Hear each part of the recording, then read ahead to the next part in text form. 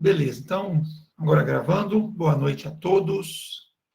Então, vamos dar início aí a mais uma aula de comunicação de dados 2. A gente está fazendo uma passada pelos capítulos do NetAcad que dizem respeito aos assuntos que foram ou deveriam ter sido abordados na disciplina anterior, de comunicação de dados 1. A gente está quase encerrando essa etapa, né, de revisão. Então, na aula passada, a gente estava falando sobre a questão de switches em rede local, como é que funciona o switch. Inclusive, eu finalizei a aula mostrando para vocês uma atividade aqui da plataforma NetAcad, onde você analisa um pacote, um quadro, você analisa a tabela MAC do switch e a partir disso você deve responder se o quadro seria enviado, por quais portas, né, o quadro seria enviado. Então, quem não viu, assista o finalzinho da última aula, que a gente brincou um pouquinho com isso, e eu recomendo que vocês tentem fazer para poder fixar esses conceitos que, como eu disse, vão ser muito importantes para essa disciplina. Então, é um assunto relacionado com a disciplina passada, mas que vai ser muito importante nessa disciplina. Bom, ainda falando sobre switches, então é importante que vocês tenham em mente que o switch, então, ele recebe um quadro, é um elemento de camada 2, um elemento da camada de enlace de dados, né? Esse quadro, ele tem uma estrutura própria, tem um cabeçalho com diversas informações, dentre elas o endereço MAC de destino. Dentro desse quadro, ele vai encapsular um pacote, que é muito comum, podendo ser outra estrutura, mas o pacote é mais comum. Mas aí o quadro chegou no switch, o switch vai olhar o endereço de destino, até o final da aula passada, aquele exercício de encaminhamento que eu mostrei aqui, mostrei agora, nesse momento, leva em consideração o endereço MAC de destino. E a partir do endereço MAC de destino, o switch vai, então, escolher por qual ou por quais portas aquele quadro tem que ser enviado. Mas existem duas formas do switch fazer o encaminhamento, né? A primeira forma é chamada de Store and Forward, e a segunda forma é chamada de Cut-Through. A diferença básica entre essas duas formas está descrita aqui. Então, no Store and Forward, o que acontece? O quadro está chegando por uma porta do switch. Ele tem o cabeçalho e tem a área de dados onde está sendo transportado o pacote. Esse quadro, como a gente viu também em aulas passadas, ele tem um certo tamanho. Ele tem no mínimo 64 bytes e pode ter um máximo de 1.512 bytes. Também, quem não está atento para esses números, dá uma olhadinha na aula passada que a gente falou sobre eles. No Store and Forward, o switch, ele recebe o quadro inteiro, então ele pega toda a estrutura que compõe o quadro, cabeçalho, área de dados e o trailer, na parte final do quadro. E antes de fazer qualquer coisa, antes de realizar as ações que nós falamos no final da aula passada, ele calcula o CRC. Né? O que é o CRC? O CRC é um valor matemático, é um valor numérico que é colocado no trailer do quadro. Esse valor, ele é calculado lá na origem, primeiramente. Deixa eu voltar aqui para vocês entenderem o que eu estou falando. Na estrutura do quadro. Aqui, ó.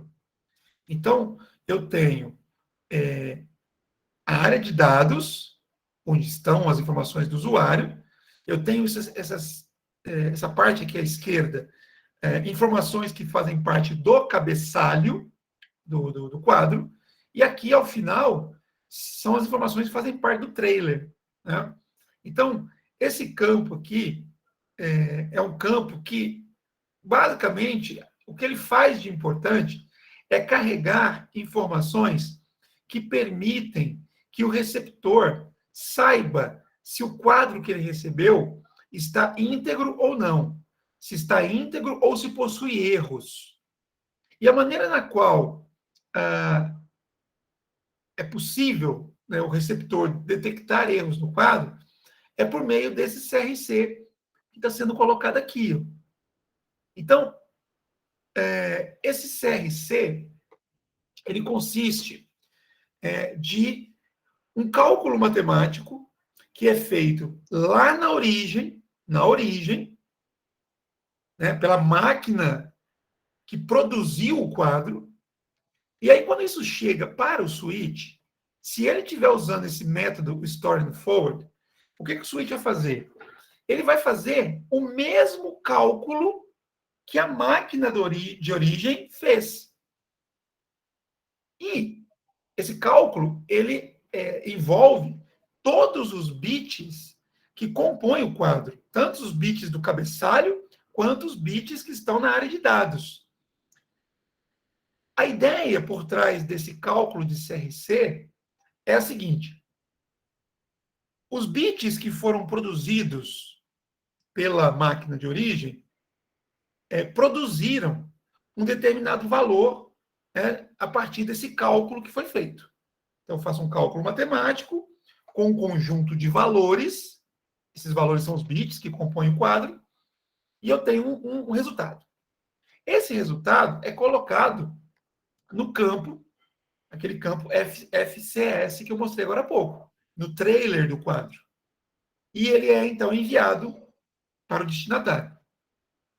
Quando o switch, então, intercepta esse quadro por meio do método Store and Forward, ele vai repetir o cálculo matemático que foi feito pela origem nos bits que ele recebeu, que o switch recebeu. Olha só. Se os bits forem os mesmos enviados pela máquina de origem, é o que todos nós esperamos que aconteça, o cálculo de CRC vai produzir um valor matemático idêntico, aliás, um valor numérico idêntico àquele calculado pela origem e que foi informado no quadro. Então, o switch ele faz esse cálculo de CRC e ele verifica se o CRC é válido, ou seja, ele verifica se o valor que ele calculou é igual ao valor que foi calculado e informado pela máquina de origem no campo FCS. Então, se o cálculo efetuado pelo switch for igual ao valor informado, ele considera que o quadro está íntegro, ou seja, não houve nenhum erro com os bits que foram transmitidos. E por que eu digo que isso faz sentido? Porque o princípio da matemática diz o seguinte: se você tem uma equação matemática e você usa um conjunto de valores para calcular o resultado daquela equação, se os valores forem mantidos os mesmos, o valor da equação será sempre o mesmo, o resultado da equação será sempre o mesmo. Então, essa que é a lógica por trás dessa estratégia do CRC. A máquina de origem produziu uma sequência de bits. Ela produziu. Efetuou um cálculo matemático sobre esses bits. Obteve um valor. Enviou o quadro para o destinatário. O switch interceptou. Se ele recebeu o mesmo conjunto de bits, ao realizar o cálculo do CRC, o resultado tem que ser igual. É matemática. Tem que ser igual. É o mesmo conjunto de valores, é a mesma equação matemática, o resultado tem que ser igual. Então, a partir dessa igualdade, o switch considera que o quadro está bom, o quadro está íntegro, não houve erro de transmissão.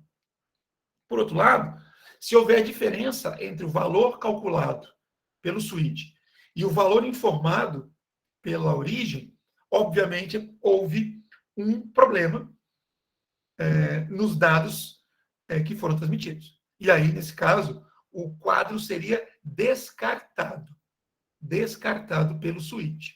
Tá? Então, a ideia do Store and Forward consiste nisso. O switch pega o quadro inteiro, armazena lá na memória interna dele, calcula o CRC,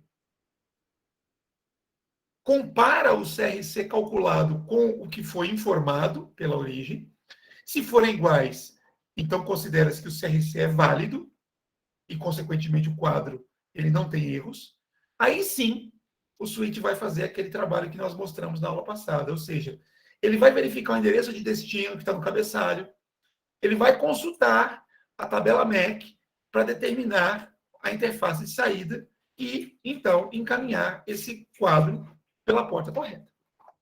Então, esse é o princípio do encaminhamento Store and Forward. Observe que ele gasta um tempo, né? O switch gasta um tempo trabalhando nesse quadro para garantir que, ao ser encaminhado pela porta correta, ele tenha certeza que esse quadro está íntegro, ele não tem erros. O outro método, o put-through, ele encaminha o quadro antes que ele seja completamente recebido pelo switch. Então, o switch, diferentemente do método anterior, ele não recebe o quadro inteiro para calcular CRC, etc. Ele recebe o quadro, assim que ele percebe que o endereço de destino MAC foi recebido, ele já consulta a tabela MAC para saber por qual porta enviar e envia. Sem fazer cálculo de CRC, né? E, consequentemente, sem avaliar se o quadro que está passando pelo switch é um quadro bom, um quadro íntegro ou não.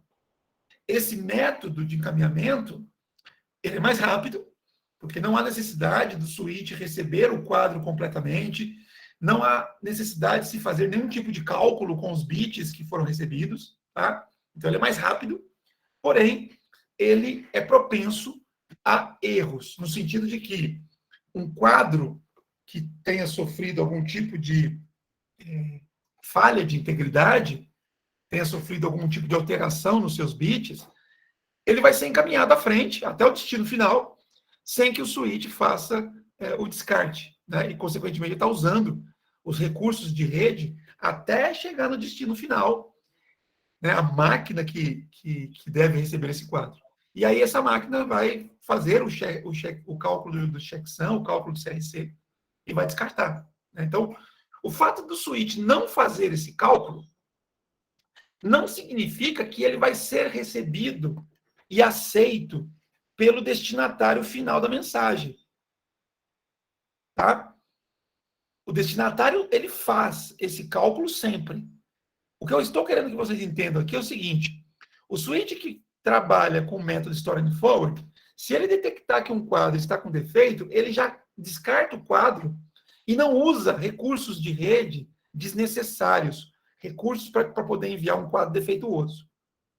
Mas ele paga um preço por isso. Né? Mesmo os quadros bons vão passar por essa checagem e isso vai fazer com que eles permaneçam um tempo maior dentro do switch. Se você tiver vários switches entre origem e destino, esses tempos vão sendo somados. Né? É o que a gente chama de latência da rede. No cut-through, a latência é menor, o quadro passa mais rapidamente pelos switches, mas se o quadro tiver com defeito, ele tem esse ônus de utilizar recursos de rede desnecessariamente, porque ele vai ser descartado lá no final. Tá? Aqui um exemplo de computação Store and Forward.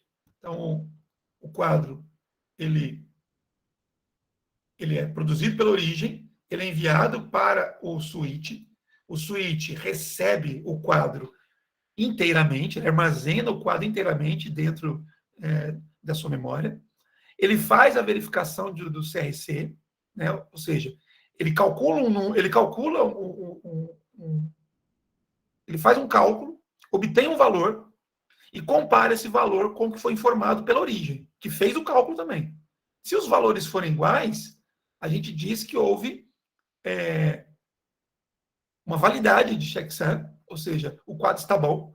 E se ele está bom, né, ele estando bom, ele então será encaminhado em direção ao destino. Tá? Bom, pessoal, se tiver alguma dúvida, é só levantar a mãozinha aí e chamar e falar, tá? Olha o cut through, como é que funciona. O destino está respondendo, né? Está respondendo o pacote de origem, o pacote enviado pela origem. Agora o switch está trabalhando com o método cut through.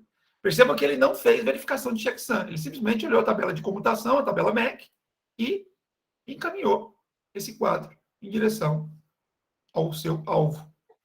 Foi mais rápido, porém, se o quadro estiver com defeito, ele vai se propagar pela rede de forma desnecessária.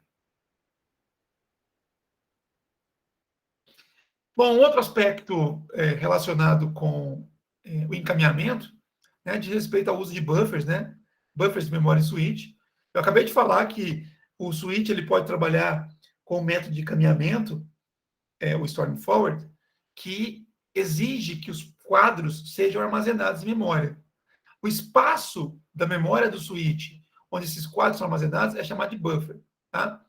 E, independentemente do método de encaminhamento, pode haver buffers de memória que vão ser associados às portas.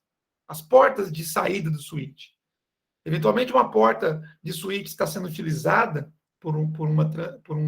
na transmissão de um quadro que chegou previamente, e o quadro ainda não foi despachado, e chega um outro quadro também, que também tem como porta de encaminhamento aquela que está ocupada.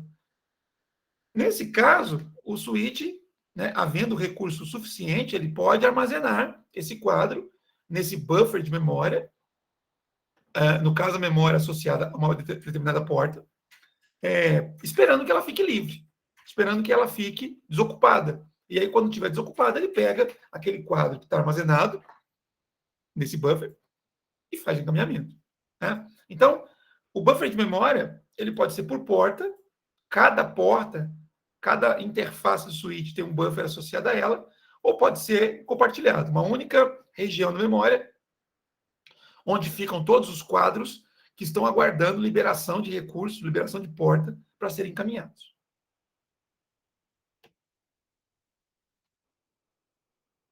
Um outro aspecto, ainda relacionado com a configuração das portas, né, é com relação à velocidade e o modo de transmissão do Plex. Né? Então,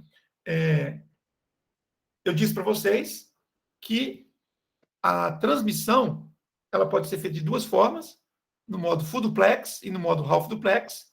O modo full duplex é o preferencial. Por quê? Porque ele permite que a transmissão seja feita nos dois sentidos simultaneamente. Então, nesse exemplo aqui, o PCA pode transmitir algo para o switch no mesmo instante, no mesmo momento em que o switch está transmitindo algo para o PCA, sem que haja risco de colisão dessas informações. Porém, eventualmente, um dos equipamentos pode não ser capaz de trabalhar com o modo full duplex em um determinado instante, e ele opta, então, pelo uso do modo half duplex. Nesse caso, a transmissão ela pode acontecer nos dois sentidos, porém, de forma não simultânea. Tá? Em geral, os switches modernos, né, eles utilizam um mecanismo de negociação automática, tanto do modo duplex quanto de velocidade. O que significa isso? O switch ele vai sempre tentar usar o melhor modo. Então, no caso do duplex, ele vai tentar usar o modo full duplex. Se o outro lado não puder trabalhar nesse modo, ele faz um chaveamento para o modo half duplex. E aí ele estaria trabalhando dessa forma, de forma half duplex. Tá? Lembrando que no half duplex pode haver colisão. Se as duas pontas resolverem transmitir algum quadro ao mesmo tempo, como o canal não suporta transmissões simultâneas, esses quadros iriam colidir em algum ponto aqui do cabo, gerando aí uma deturpação do sinal transmitido e, consequentemente, a perda das informações que foram enviadas por ambos os dispositivos. Tá? Pode-se também, a gente vai ver isso em outra disciplina, configurar isso. O administrador da rede, ele pode querer configurar o dispositivo para que ele funcione somente no modo full duplex e não aceite negociação. Ou somente no modo half duplex. Tá? Isso é algo possível. A mesma coisa acontece com velocidade. Eventualmente o switch pode trabalhar com velocidades superiores, por exemplo, aqui 1 gigabit por segundo, né, 1000 mega, mas o outro lado não suporta essa velocidade. Então, pelo mesmo princípio de negociação automática, o switch ele primeiro tenta com a velocidade mais alta, não deu certo, ele chaveia para uma velocidade intermediária. Né? No caso aqui, o PC consegue trabalhar nessa velocidade, então eles iriam entrar em acordo para que seja usada a velocidade de 100 megabits por segundo entre os dois. E caso não fosse possível, ele tentaria a velocidade mais baixa, de 10 megabits. Tá?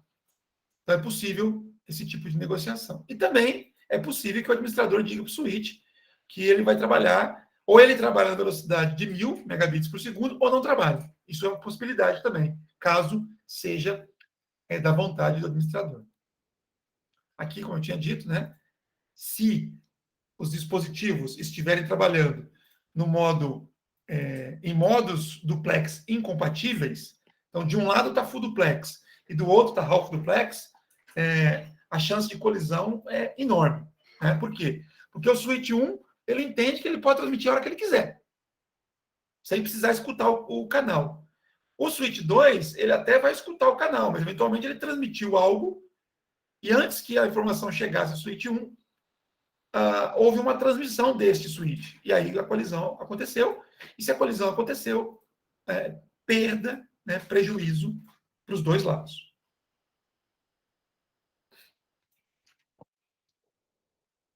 Outra coisa que pode ser automática ou pode ser configurada pelo administrador é o modo MIDIX. Né? Eu disse para vocês na última aula que um cabo par trançado ele pode ter a pinagem usada nos conectores, os conectores que estão nas duas pontas, né? Ela pode ser direta, então a cor que eu uso no pino 1 em uma extremidade do cabo é a mesma cor que eu uso no pino 1 na outra extremidade do cabo. E isso vale para todos os pinos, os 8 pinos que tem dentro do conector EJ45. Isso a gente chama de pinagem direta. E tem a pinagem cruzada, ou cabo crossover, né, onde há inversão de alguns pinos, conforme eu expliquei na aula passada. Por que isso é importante? Porque quando eu faço a ligação de um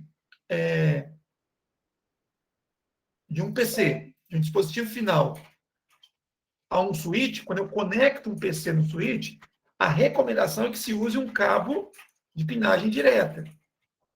Quando eu ligo um switch ao outro, a recomendação é que se use um cabo cruzado. Quando eu ligo um PC direto a outro PC, também, um cabo cruzado. Né? Se eu ligar o cabo errado, a comunicação não acontece. Esse recurso de MIDIX automático permite que você utilize qualquer tipo de cabo, cruzado ou direto, e o próprio switch vai se encarregar de fazer a verificação de quem está do outro lado e ajustar o modo de transmissão. Tá? Então, é possível você ter esse tipo de recurso no switch. E aí, nesse caso, não precisa se preocupar que tipo de cabo você vai usar. Você pode usar tanto o cabo de pinagem direta, quanto o cabo cruzado, que o switch vai se encarregar aí de prover a comunicação para você. Bom, com isso a gente encerra aqui essa fala sobre switch de rede, né, sobre comutação. Ficou alguma dúvida? Então, mudar agora o assunto ligeiramente aqui.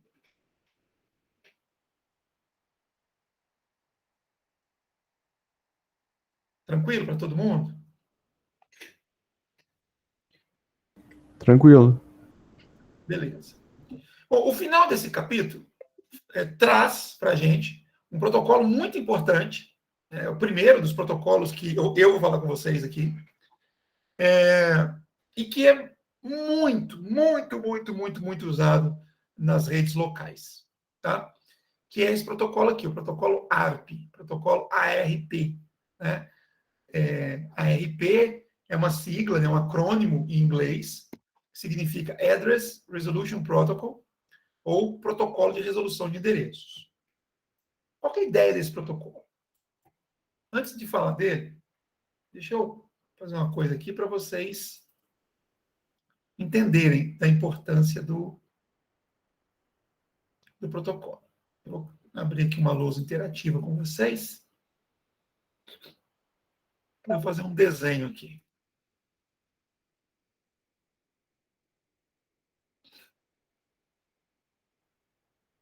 Olha só. Vocês estão vendo aí a minha lousa? Minha lousa interativa? Sim. Beleza. Então, olha só. Nós aprendemos que existem diversos tipos de tecnologia de rede, mas, de maneira geral, eles se baseiam em uma hierarquia de camadas. De camadas. Né? Então, por exemplo, o modelo OSI tem, no nível mais alto, né, vou colocar aqui mais um risquinho, tem a camada de aplicação, que é também a mesma camada, é o mesmo nome, né, usado na estrutura TCP/IP, camada de aplicação. Aqui embaixo, a gente tem a camada física, onde a gente simplesmente codifica os bits em sinais físicos, né? Acima da camada física, eu tenho a camada de enlace, que é o que nós estamos estudando. Acima da camada de enlace, a gente tem a camada de rede. E as outras camadas não são importantes para a nossa discussão aqui. Tá? Bom, então, os dados do usuário, eles são produzidos lá em cima, até mesmo fora da arquitetura de rede, é produzido pela aplicação, mas ele vai descendo a estrutura e aí ele chega na camada de rede. Na camada de rede, esses dados são colocados dentro de uma área específica, né, em uma PDU, que a gente viu também em aula passada, que é chamada de pacote. Então, esses dados são enviados para serem colocados dentro de um pacote. Vou colocar aqui. Pacote. O protocolo mais comum nessa camada, na camada de rede, é o protocolo IP, que a gente vai falar muito nessa disciplina. Tá? Então, é muito comum esses dados estarem sendo transportados dentro de um pacote IP. Esse pacote, assim como o quadro que a gente está falando aí, ele tem uma área de dados, onde os dados ficam, e tem um cabeçalho. Né? Então, aqui, essa partezinha que eu não colori, é o cabeçalho do pacote. Presta atenção, preste bastante atenção nisso que eu vou falar para vocês. Então, o cabeçalho do pacote, ele, assim como acontece com o quadro, ele tem diversos campos aqui, diversos quadradinhos, vamos dizer assim, onde são colocadas informações relevantes para o processo de comunicação. Tá? Um desses quadradinhos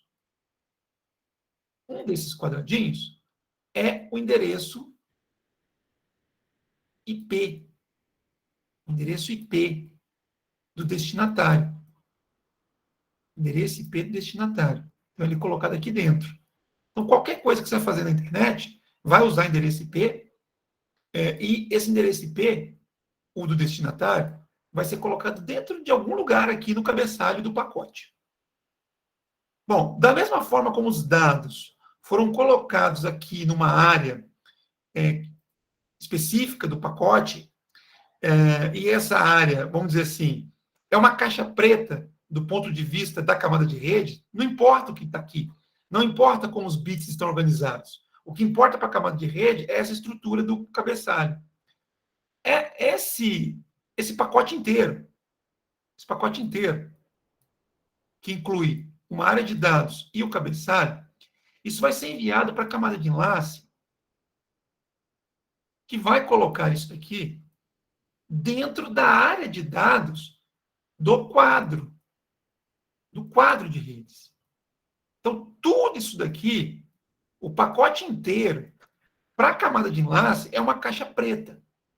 Assim como o pacote IP, assim como o protocolo IP não enxerga a estrutura do que está sendo transportado aqui, a camada de enlace também não vai enxergar a estrutura do pacote. Então, esse cabeçalho, que para o protocolo IP é algo compreensível, ele sabe onde está cada coisa, ele sabe onde está o endereço IP de destino, para a camada de enlace, isso é uma caixa preta. Ela não sabe o que cada bit representa. O que a camada de enlace vai fazer? Ela vai colocar o cabeçalho dela, então aqui eu tenho um quadro, no quadro, além do cabeçalho, é colocado um trailer, onde tem, por exemplo, o CRC, que eu acabei de falar para vocês, né? Então, o padrão Ethernet, ele pega os bits que estão aqui, nessa área de dados aqui, mesmo que ele não saiba o que significam esses bits, para que eles servem, ele pega esses bits, pega os bits do cabeçalho, faz aquele cálculo que eu falei agora há pouco, obtém um valor e coloca esse valor aqui dentro. Tá? E aí, os switches que trabalham com o encaminhamento Story and Forward, vai fazer a mesma coisa com a área de dados e com o cabeçalho e vai comparar com o que está aqui. Tá? Mas não é esse o aspecto que eu quero tratar aqui. Então, aqui é o trailer.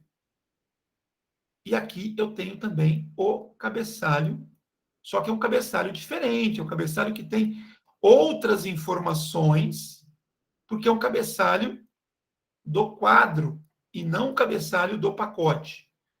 Esse cabeçalho, assim como o pacote, ele tem vários campos, nós vimos aqui, né? Tem um campo endereço MAC de origem, tem um campo endereço MAC de destino, tem um campo de tipo, né? Então, ele tem um campinho aqui,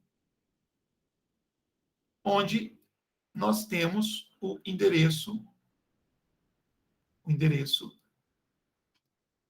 MAC de destino. Endereço MAC de destino. Ou seja, o endereço físico. E aí o que vai acontecer?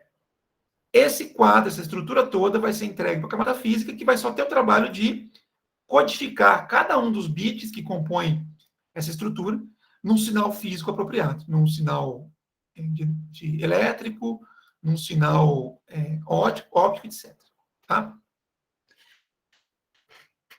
Daí, o que vai acontecer? Essa estrutura aqui, ela vai sair pelo meio físico e vai chegar lá no destino. O que o destino vai enxergar? Ele vai enxergar o quadro. Ele vai enxergar essa estrutura aqui. E quem é que vai receber isso lá no destino? Primeira camada física, que vai simplesmente pegar o sinal elétrico, o sinal luminoso, e transformar na sequência de bits que foi gerada. Aí a camada de enlace do outro lado vai pegar essa estrutura. E o que a camada de enlace enxerga? Vou perguntar para vocês aqui.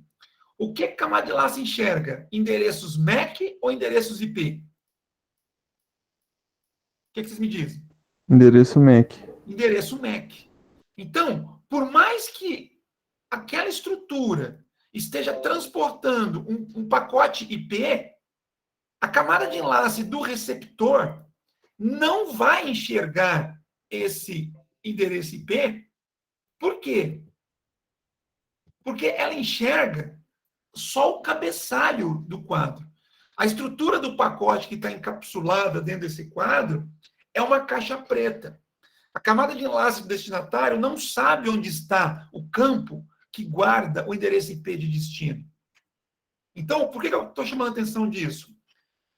Independentemente da rede na qual vocês estejam trabalhando, as suas máquinas, sejam elas máquinas que usam o padrão internet, né, notebooks, desktop, etc., né, ou seja, que usam um cabo de rede, ou máquinas que trabalham com comunicação sem fio, né, Wi-Fi, tipicamente, elas não enxergarão o endereço IP que está sendo transportado.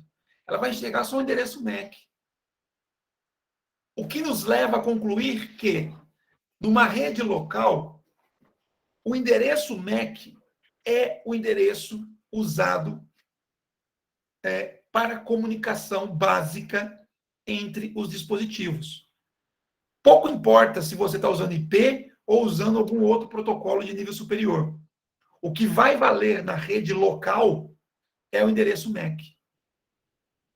Entenderam esse raciocínio? Está claro isso para vocês? Tá, sim. Beleza.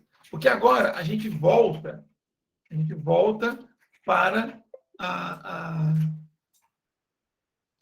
o material. Tá? Por que eu preciso de um protocolo para fazer a resolução de endereço? Uma das formas mais comuns de se testar conectividade entre dois dispositivos de rede é um comando chamado ping. Já ouviram falar? Comando ping? Escreve P-I-N-G. P-I-N-G. Já ouviram falar desse comando que eu escrevi no chat aí? Eu já ouvi. A ideia do ping é simplesmente mandar um pacotinho pequeno para um destino que você especifica e ele simplesmente responde, né? Até o pessoal fala que é pong, ping-pong, né? Ele responde dizendo, ó, tô aqui. A ideia é você testar a conectividade. Se você não receber resposta nenhuma, significa que o dispositivo com o qual você está tentando estabelecer um contato, ele, por algum motivo, não te respondeu. Então, quando você faz um ping, você especifica o endereço IP do destino. Então, nessa figura que vocês estão vendo, se eu quisesse, do meu PC A, testar o meu servidor, eu faria um ping, né, 192.68.50.1, que é o endereço IP que está apresentado aí para vocês. Olha o que eu estou dizendo. Eu estou usando um comando onde eu estou especificando o endereço IP do equipamento com o qual eu quero estabelecer contato. Então, vai ser gerada uma estrutura, vai ser gerado um pacote que vai conter esse endereço IP como destino, né? Que vai conter o endereço do meu PC como origem. Só que esse pacote, como eu mostrei agora há pouco, ele vai ser encapsulado dentro de um quadro Ethernet. E nesse quadro Ethernet, a máquina que está enviando o ping precisa saber o endereço MAC do destino. Só que no comando ping, eu não especifiquei endereço MAC. Eu especifiquei endereço IP. Então, por um lado, o usuário, né, o ser humano que está aqui, pilotando o PC, executou um comando onde ele informou, onde ele forneceu o endereço IP do destino. Beleza. Mas, por outro lado, a rede de comunicação local, ela precisa saber qual é o endereço MAC desse destino. O endereço MAC que o usuário, o operador humano, não informou. E para que essa pessoa não precise informar o endereço MAC, foi então criado esse protocolo, o protocolo ARP. Né? Então, qual que é a função desse protocolo ARP? É fazer um mapeamento entre endereços IP e endereços MAC. Toda máquina, eu expliquei para vocês também em aulas passadas, toda máquina tem um endereço MAC codificado, gravado, armazenado na sua placa de rede. Isso vem de fábrica. O endereço IP é um endereço configurável. A gente vai ver isso aqui na disciplina. Então, o administrador da rede, o usuário da máquina, ele pode colocar o endereço IP que ele quiser na máquina. Tá? O MAC não. O MAC vem de fábrica. Então, o que acontece? Eu preciso do MAC de destino para poder me comunicar. Mas só tem endereço IP. E eu não quero pedir para que o usuário, a pessoa humana, né, tenha o trabalho de descobrir qual é o endereço MAC. Então, sabendo que toda máquina tem um endereço MAC que é exclusivo dela, como é que o protocolo WARP funciona? Ele funciona assim, ó. A máquina que tem o endereço IP de destino, ela sabe o IP de destino. Ela prepara uma estrutura, um quadro broadcast, perguntando quem é o dono do endereço IP que o usuário informou. O usuário informou IP 192.168.1.50. A máquina de origem não sabe quem é esse IP e não sabe qual é o MAC da máquina que tem esse IP. Então, o que a máquina faz? Envia um broadcast. Né? Broadcast, lembre-se, é aquele tipo de quadro onde o endereço MAC de destino é um endereço especial. Endereço que tem somente bits 1 ou somente dígitos hexadecimais F. A máquina de origem envia, então, esse quadro perguntando quem que é o dono desse endereço IP. Tanto o destino final quanto as demais máquinas que estiverem na rede vão receber esse quadro, porque ele é broadcast, e vão analisar o conteúdo. Porque broadcast tem essa característica. Eu quero que as máquinas abram o quadro e verifiquem o conteúdo. Ao abrir o conteúdo, todas as máquinas vão analisar o endereço IP de destino que foi informado e comparar com os seus respectivos endereços IP. Supostamente, somente uma máquina na rede terá o IP informado. As demais vão descartar aquele quadro broadcast que chegou e aquela que tem o endereço IP de destino vai, então, enviar uma resposta ARP, dizendo, olha, eu sou o dono do endereço IP que você está procurando. E o meu endereço MAC é... E aí ele coloca isso como endereço MAC de origem e manda de volta. Então, dessa forma é que funciona o protocolo ARP. Acho que tem uma parte aqui que mostra isso com um pouco mais de detalhes. Né? Olha só. Aqui está mostrando um outro cenário. Deixa eu ver aqui. Então, deixa eu ver se tem uma figura bacana aqui. Aqui, isso aqui. Para explicar para vocês. Então, olha lá. Eu tenho aqui nesse cenário 4 máquinas, tá? Cada uma tem o seu endereço IP e, consequentemente, cada uma tem o seu endereço MAC. Não foi informado na figura, mas cada uma tem o seu endereço MAC. A máquina A, ela quer se comunicar com a máquina que tem o endereço IP 192.68.1.7, mas ela não sabe quem é essa máquina. Ela não sabe. E para se comunicar com essa máquina, ela precisa do endereço MAC. Ela só tem endereço IP e ela precisa do endereço MAC. Então, o que ela faz? Ela envia uma solicitação ARP. A solicitação ARP é um quadro, como eu falei agora há pouco, tá? Que tem como conteúdo, entre aspas, uma pergunta. Né? A máquina de origem, no caso aqui H1, colocou uma pergunta aqui dentro, mais ou menos assim. Quem é o dono do endereço IP 92.168.1.7? Essa aqui é a ideia. Isso vai chegar no switch. Isso é um quadro de broadcast. Então, se é broadcast, o que o switch faz? Envia para todas as portas ativas, exceto aquela por onde o quadro chegou. Esse quadro é o mesmo quadro, é uma réplica.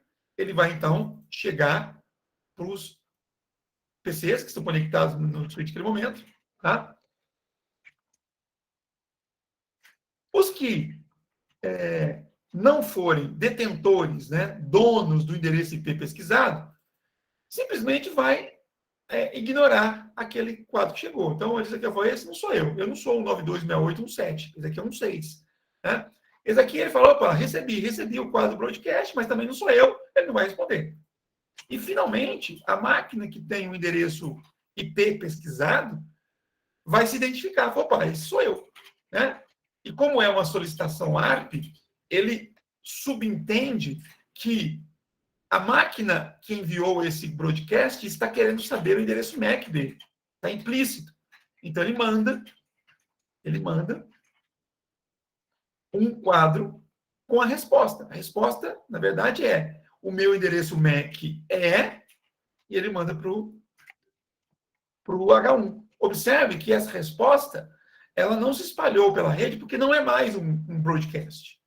Quando o H1 fez a solicitação ARP, ele não sabia o endereço IP e, portanto, fez um broadcast. Porém, ele informou o endereço MAC dele.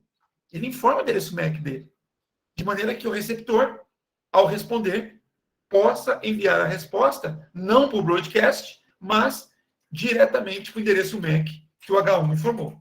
Né? E aí, nesse momento, as máquinas podem se comunicar, né, diretamente umas com as outras. Então, se no caso fosse um ping que o H1 quisesse fazer no H4, após descobrir o endereço MAC do H4, o H1 enviaria, então, um pacotinho para testar conectividade IP. Tá? Ok? Tudo certo com essa explicação? Está entendido o conceito do protocolo ARP? Professor, só uma dúvida. Sim, Matheus. Toda vez que o computador vai fazer a transmissão, ele faz esse ARP? Uma ótima pergunta, né? O que você acha? É interessante ou não fazer isso o tempo todo? Não, né? Porque vai demorar mais. Isso, exatamente. Né? E exatamente isso que a gente ia falar agora. Né? Então, esse tipo de conversa, entre aspas, é necessário, mas seria interessante se houvesse uma forma, e há, de se evitar que isso aconteça o tempo todo. Tá?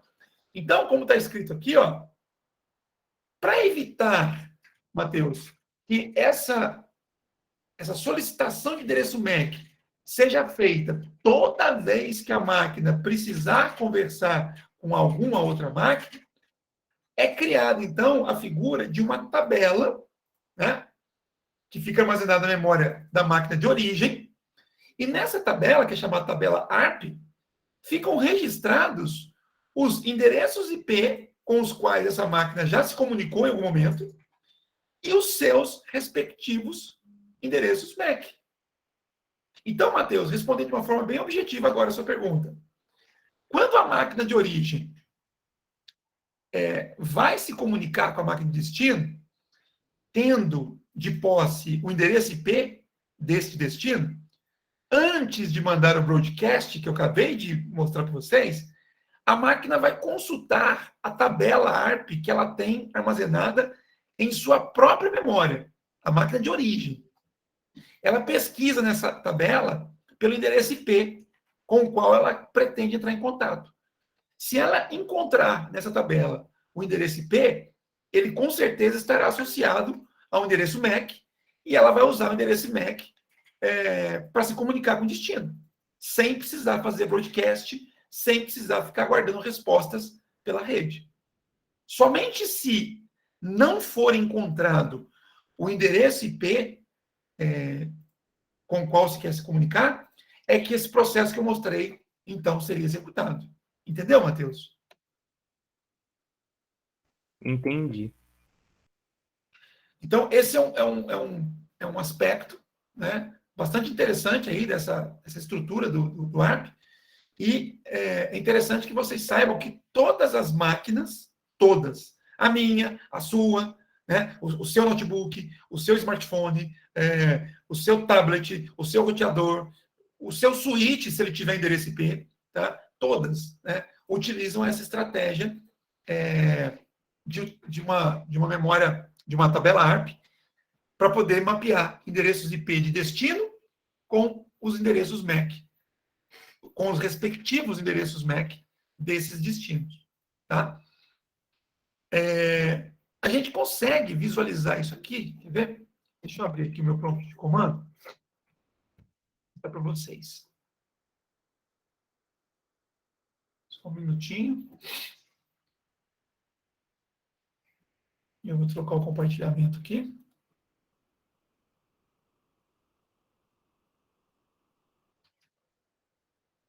Apareceu para vocês aí a minha janela do prompt de comando?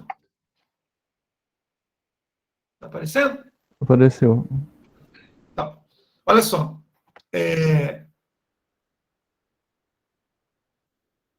No Windows, eu posso consultar a tabela ARP do equipamento usando o comando ARP. Tá? Comando ARP, acho que é ARP-A, e ele me mostra a tabela ARP da minha máquina nesse momento. Nesse momento. Tá? No Linux, é parecido o comando.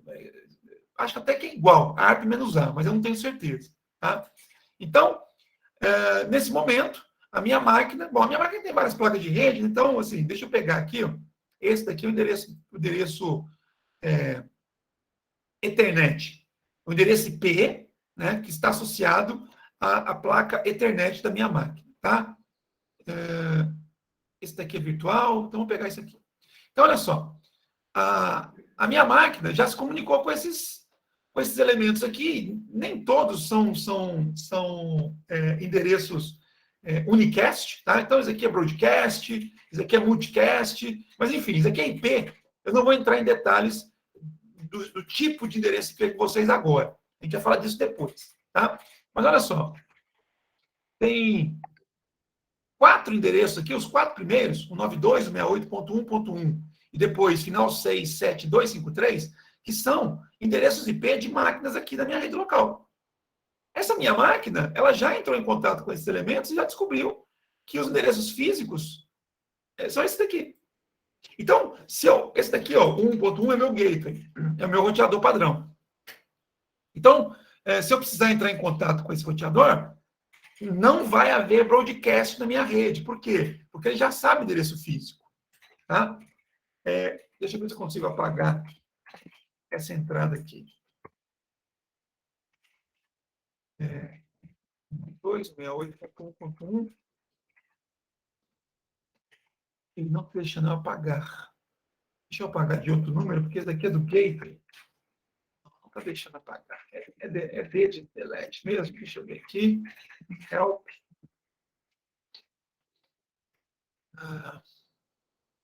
D. É ARP-D. E NET é DDE, que é o endereço da rede.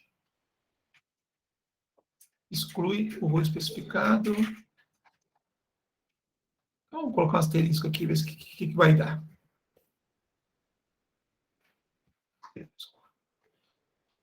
Ah, tá. É que eu não estou como administrador aqui. Por isso que ele está reclamando.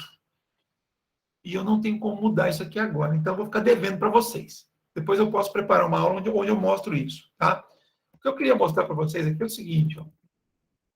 ARP. Tá? Olha só, vou tentar fazer uma coisa aqui. Ó. Tem uma máquina que está ligada aqui agora. Tem esse endereço IP aqui. Ó.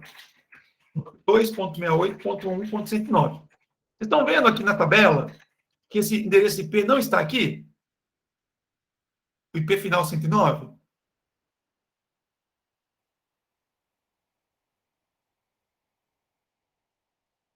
Vocês estão vendo? Sim. Ele não está aqui. Tá? Vou fazer um ping. Olha só. Houve resposta. Quer dizer, então, que a minha máquina conseguiu se comunicar com essa daqui. Mas como que ele fez isso? Tem que saber o endereço MAC para se comunicar. Né? E não tinha isso na tabela. Se eu repetir aqui a tabela ARP, né? Olha aqui, o 92, o 68.1.109. Tá? Ou seja, esse endereço, essa associação IP final 109 com esse endereço físico, ela não existia na tabela ARP. Eu fiz um ping forçando a minha máquina a se comunicar com essa daqui. Porém, como eu acabei de explicar para vocês nessa aula, para que a comunicação ocorra, a minha máquina precisa obrigatoriamente saber o endereço MAC desse host aqui. E ele não sabia. O que ele fez? Ele fez um broadcast. Ele disparou uma solicitação ARP na minha rede local, aqui na minha casa. Todo mundo que está conectado agora recebeu essa mensagem ARP. Tá? A maioria ignorou. E o dono dessa máquina aqui, final 109, o dono desse IP, perdão, a máquina que tem esse IP, identificou que eu estava querendo falar com ele e me mandou uma resposta à minha solicitação ARP, dizendo que o endereço MAC é esse aqui. Aí sim, a minha máquina pegou o ping que eu quis fazer, que eu forcei a barra aqui, colocou esse pacote ping dentro de um quadro que tem esse endereço MAC aqui de destino. E aí a comunicação aconteceu diretamente entre a minha máquina e essa aqui. Ok? Isso acontece em qualquer rede local. Beleza, pessoal?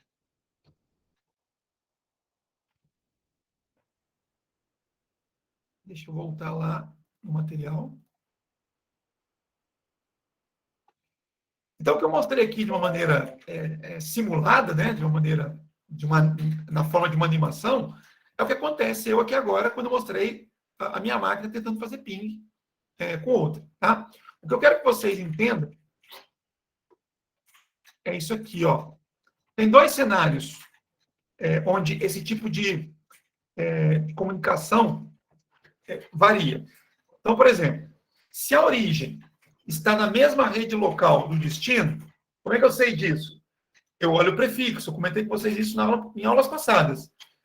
A máquina olha o prefixo IP dela e compara com o prefixo IP do destinatário. Se eles forem iguais, ou seja, no caso aqui o prefixo são os 3 primeiros valores. Os 3 primeiros valores da origem são iguais aos 3 primeiros valores do destino. Então, a máquina considera que o destino está na mesma rede local. Foi o que aconteceu agora, quando eu fui fazer um ping aqui. Nesse caso, o broadcast ARP vai ser enviado procurando pelo endereço IP de destino. 192.168.1.50. Esse é um cenário.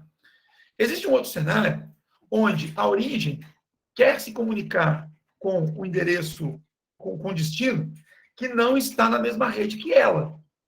A origem e o destino não estão na mesma rede local. Lembre-se que eu falei também em aulas passadas que o endereço MAC ele só tem validade local. Então, nesse caso, a máquina de origem não precisa saber o endereço MAC do destino, porque o endereço MAC do destino não tem validade na rede local da origem.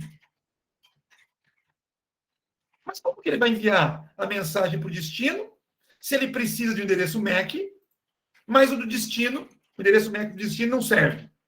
Ele vai fazer a pesquisa pelo endereço MAC do roteador da rede local desta origem. Então, nesse caso, acontece um fato interessante. O pacote IP, ele tem como endereço IP de destino o endereço da máquina com a qual eu quero me comunicar, de fato. Esse pacote IP, ele vai ser encapsulado dentro de um quadro. Esse quadro vai ter endereços MAC, de origem e destino. O endereço MAC de origem vai ser da máquina que produziu o pacote. E o endereço MAC de destino não será o endereço da máquina do destino final. Porque esse endereço MAC só tem validade aqui. Então, nesse caso, Matheus e os demais que estão aqui, caso a máquina não saiba qual endereço MAC de destino ela vai colocar aqui, o que ela faz? Ela envia uma solicitação ARP, do mesmo jeito que eu mostrei agora há pouco, só que ao invés dela falar que está procurando por esse endereço IP, que não está na rede local dela, ela diz que está procurando pelo endereço IP do roteador. Quando a gente configura uma máquina, qualquer que seja ela, eu não sei se vocês já fizeram isso, a gente precisa colocar um endereço IP para ela, tem que colocar uma máscara e tem que dizer qual é o gateway padrão dela. Vocês já viram isso? Já fizeram isso? Já fizeram a configuração de endereço IP em máquina local? Alguém já fez? Não? Não. Deixa eu mostrar então uma outra coisa para vocês.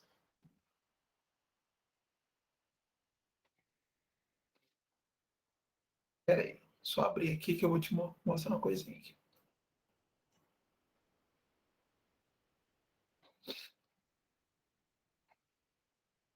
Deixa eu botar o compartilhamento de novo.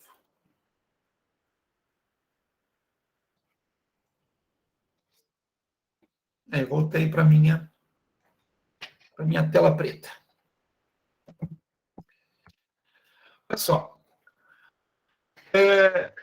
Eu já tinha mostrado esse comando em aulas passadas, né? Quando eu dou o comando ipconfig, ele mostra aqui as configurações de IP da minha máquina. Então, um dos endereços IP que eu uso aqui é esse aqui, 9268.1.208. Né?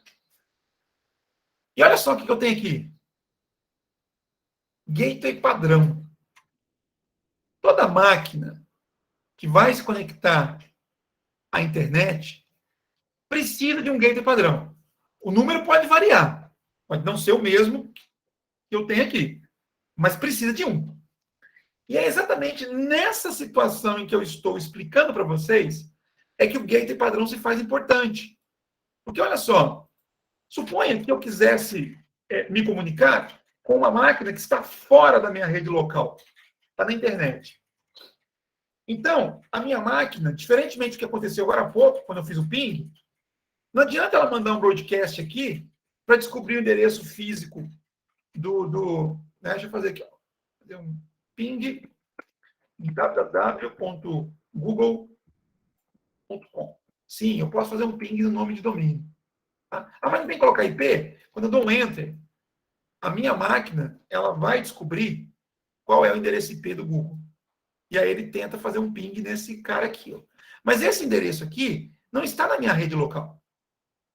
A minha máquina não vai, então, fazer uma solicitação ARP para esse IP. Ela não vai mandar uma solicitação broadcast perguntando quem tem o IP 142.251.129.164. Por que ela não faz isso? Porque ela sabe que esse cara não está aqui. O servidor do Google não está na minha rede local. Mas ela precisa de um endereço MAC para se comunicar na rede local. Então, o que ela faz? Ela vem aqui, consulta as configurações que eu fiz, ou que pode ser obtida automaticamente por um protocolo chamado DHCP. E olha o seguinte, olha, para eu me comunicar com o Google, eu preciso antes me comunicar com o roteador que está na rede local, na minha rede local. E esse roteador tem esse endereço IP aqui, no meu caso. No meu caso. Então, o que a minha máquina vai fazer? Ela vai mandar uma solicitação ARP para esse endereço IP. Ela vai mandar um broadcast aqui na rede local, né? Mas o broadcast ela está perguntando o seguinte, olha, quem é o dono do endereço IP 92.168.1.1?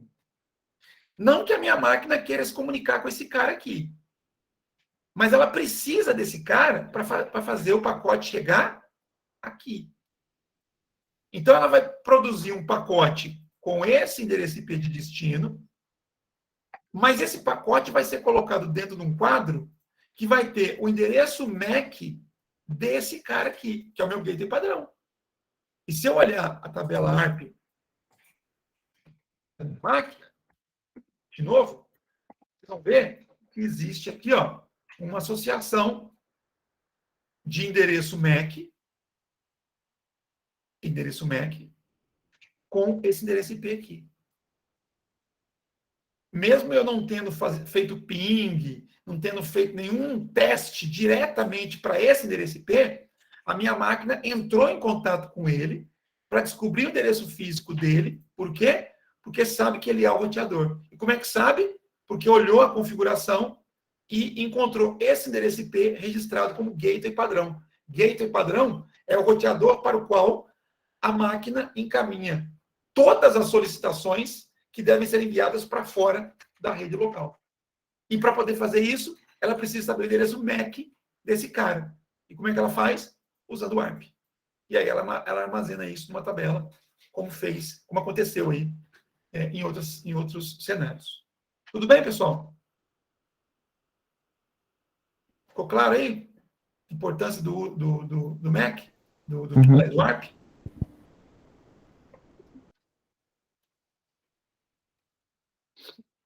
Gabriel vai perguntar alguma coisa? Ah, não, professor. Beleza. Bom, eu já tinha passado por aqui. Já tinha passado por aqui. Também já passei por aqui. Aqui tem alguns vídeos também que demonstram o funcionamento do ARP. 3 vídeos. O que eu estava tentando fazer, que não consegui, por questão de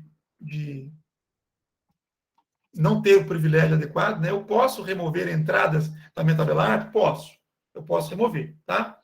Então, eu estava dando lá o comando ARP-D, de delete, né? Delete, para poder tentar remover uma entrada, poder mostrar para vocês, mas eu não consegui porque eu não tenho autorização para isso.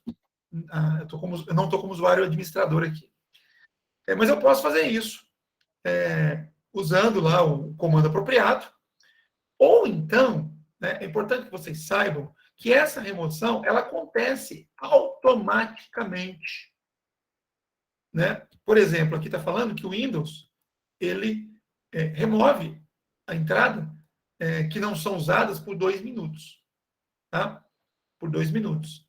Então, aliás, ela mantém por 2 minutos. Por 2 minutos. Então, o que acontece?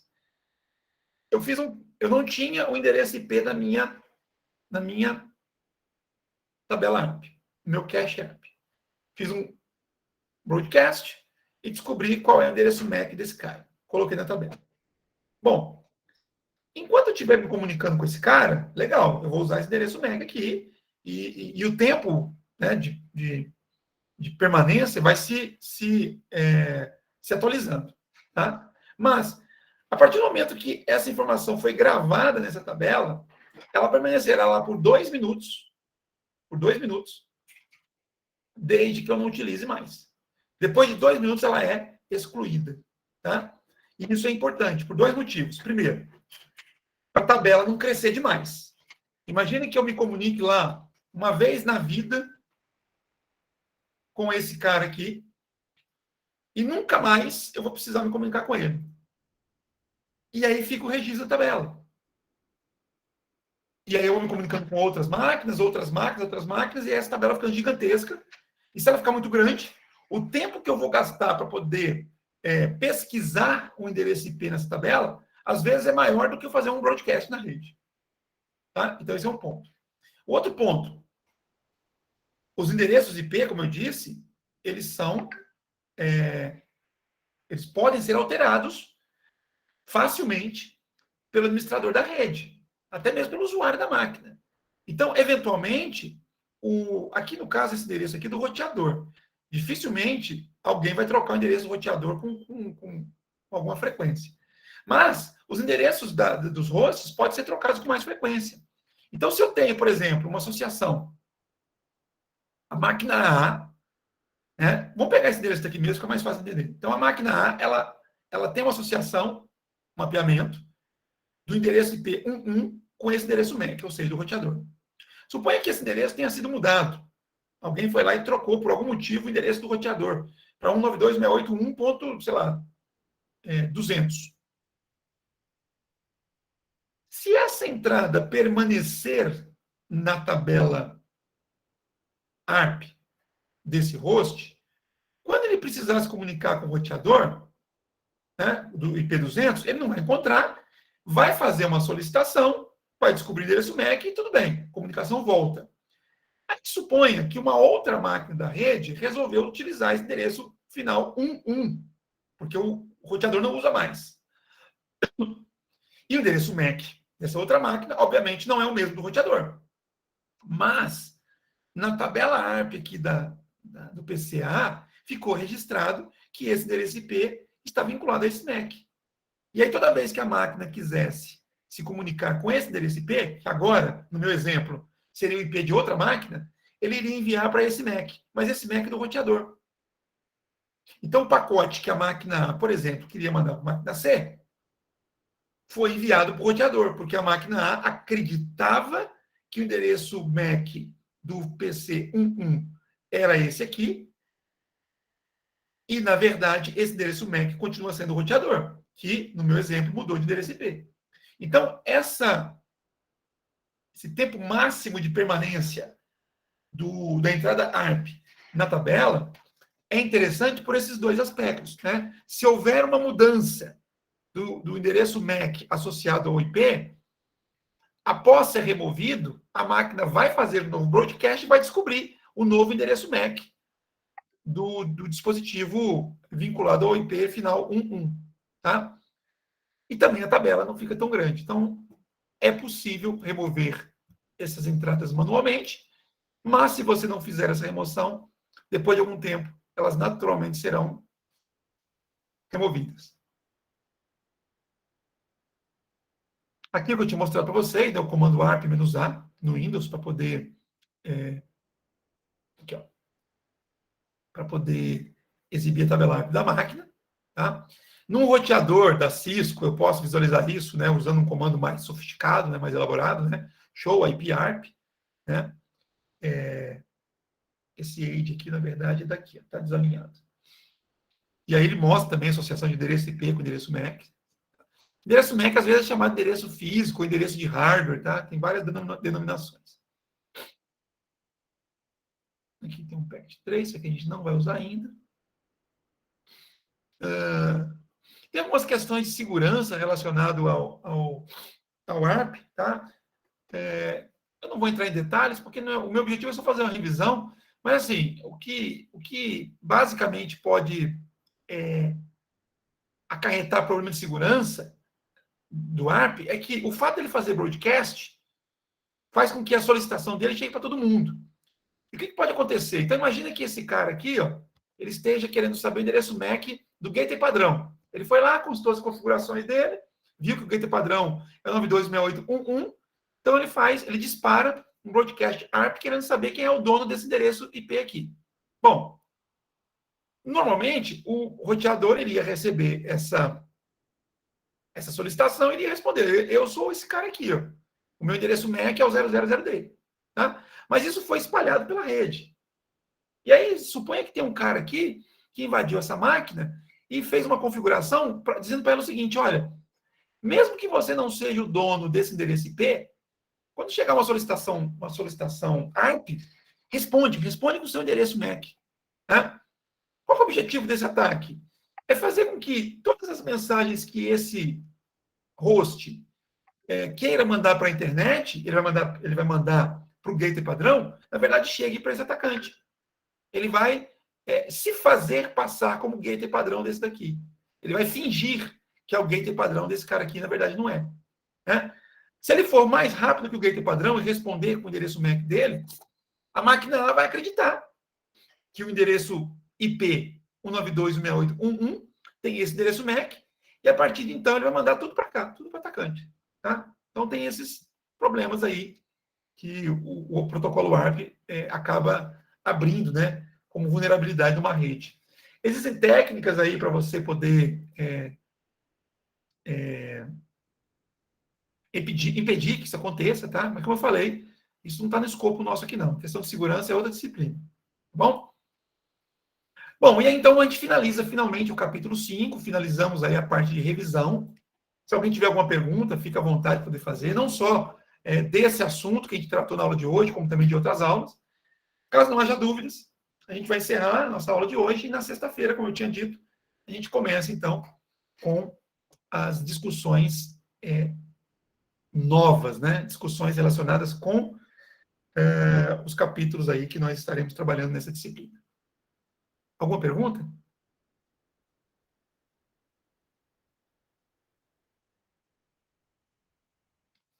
Bom, acho que não, né? Então, só lembrando, pessoal, que esses capítulos que a gente trabalhou aqui, estão lá na Academia Cisco, né, Tia Kátia, inspirou minha sessão aqui. E são 4 capítulos que nós fizemos como revisão. Nós trabalhamos aqui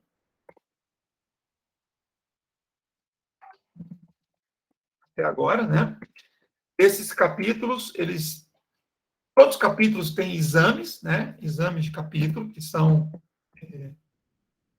disponibilizados para que você possa fazer e possa obter um certificado aqui desse módulo de treinamento da Cisco. Nós estamos aqui no módulo 1. Não é obrigatório fazer os exames desses capítulos aqui, tá? Capítulo 1. Aqui, capítulo 1, capítulo 1, capítulo 3, capítulo 4, capítulo 5, que a gente terminou hoje. Tá?